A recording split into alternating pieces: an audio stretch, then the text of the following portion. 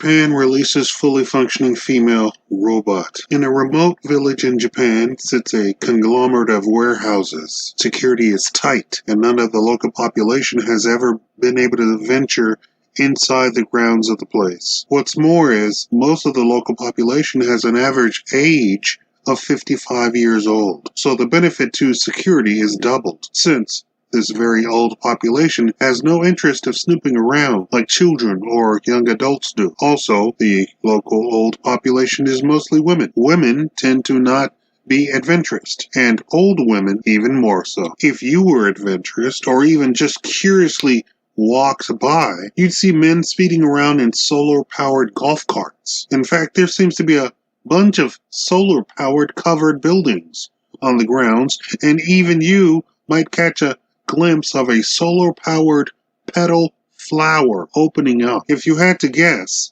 two things should immediately come to mind. One, this place is future thinking. Two, this place wants to be off the grid. It's the second thing that is really the real answer. This company doesn't want anyone snooping around, and even being off the grid removes the layer of information that a casual local official could get just by looking up the local energy records. How much energy they use, how often, when do they use it. But the place is pretty quiet. It seems the employees live on the site. Inside the warehouses, however, isn't so quiet and peaceful. There's lots of activity. In one giant warehouse, it looks like something out of a horror movie. Bodies hang everywhere. But these aren't corpses or anything of that sort. They are the parts of androids, or humanoids, if you call them that. This is a robot manufacturer, but not just any robot manufacturer. This is a fully functioning female wife robot manufacturer,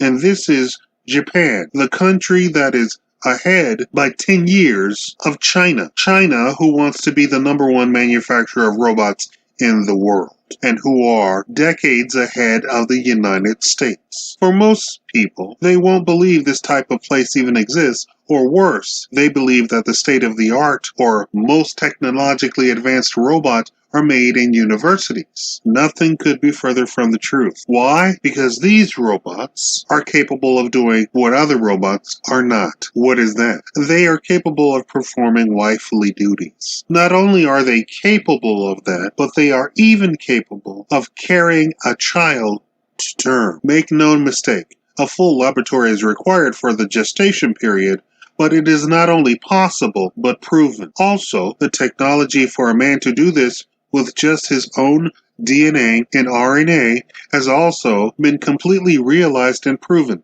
with actual humans nearing adulthood who this was performed on. It is because of that last paragraph that the mainstream media of both Japan and the West will never report these accomplishments. The West wants to appear to be the most advanced technologically, and no one wants to talk about adult entertainment or needs publicly. Actually, we owe a lot of technological advances, especially in technology, to the adult industry. All the way from your cell phone to the internet. Cue all the people talking about the university to the university internet. Meanwhile, testosterone levels have dropped by 60%. Men have lost actual human strength, and we're headed for a collision course of negative population growth in the West. With doomsday beliefs, actual beliefs that the planet, which is 99% empty of humans, is somehow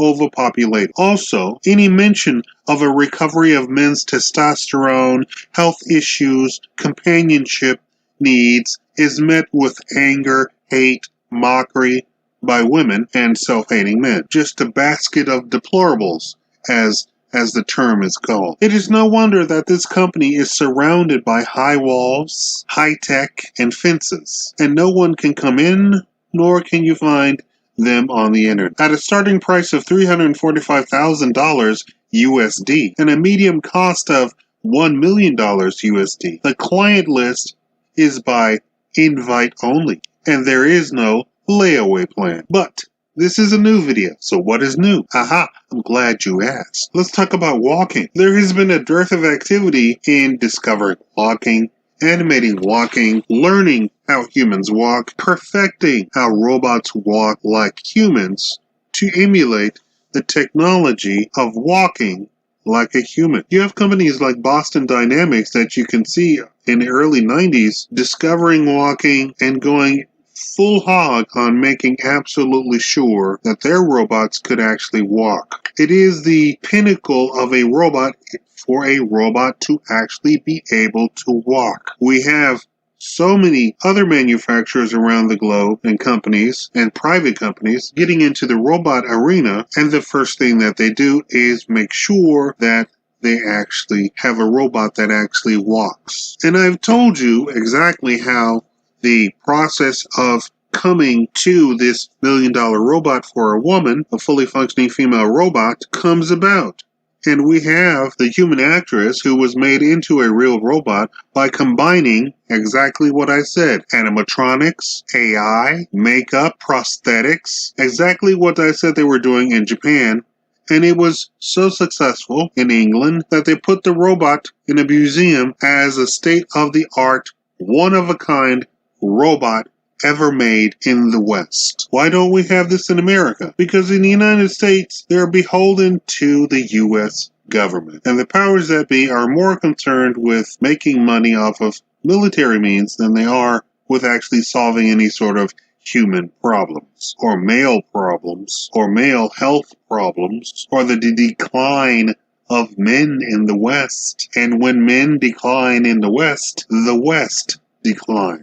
There is no such thing as a female future. In America, for good or for bad, since we're based on capitalism, most things fall to where the money is. Contrast to Asia, where they routinely make grand projects and work as a team for a common goal. This is also, or was true of Africa, where you see the pyramids scattered all over the continent, not just Egypt, by the way. I say for good or for bad, because in America, some third party can come along and derail an entire project because they have money and either say go in another direction or simply buy the project and put it in a deep hole never to be seen again. For instance, there is a company that started out as a side company to supply robotic hands to various robotic companies, including military research. You can probably already guess where this is going, but you'd be wrong.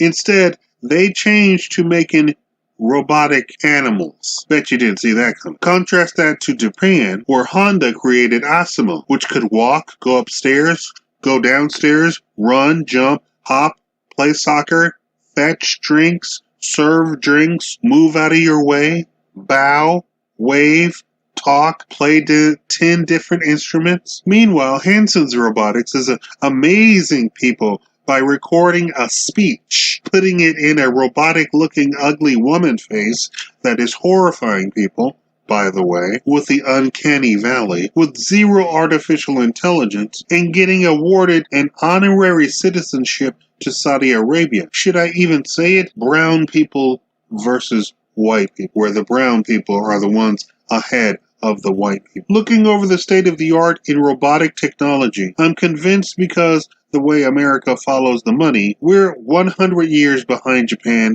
and China in robotics and computers in general. You do know that all of our computer stuff is made in China, right? If China ever decided to just shut off, America would be in the Stone Ages within months. Meanwhile, we got a crazy old geezer doubling down on making us more dependent on China than ever before in the White House. What could possibly go wrong? So now we come to ultra hyper realistic facial movement in robotics in Japan. They're working at the very minute details of slight smiles, slight frowns, glances to the right, glances to the left. Some might fear this, but this has to be. Humans have an innate fear of bodies moving in human-like form that aren't alive. It's called the uncanny valley. It is ingrained in us by nature. You cannot avoid it.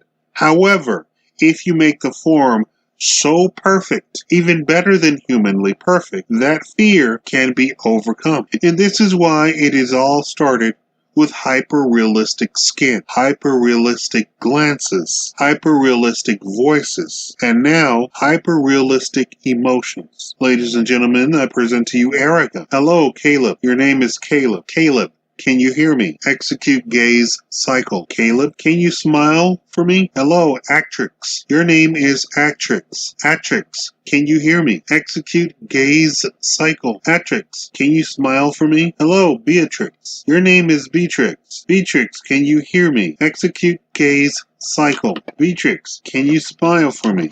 Hello, Datrix. Your name is Datrix. Datrix, can you hear me? Execute gaze cycle. Datrix, can you smile for me? Hello, Robotrix. Your name is Robotrix.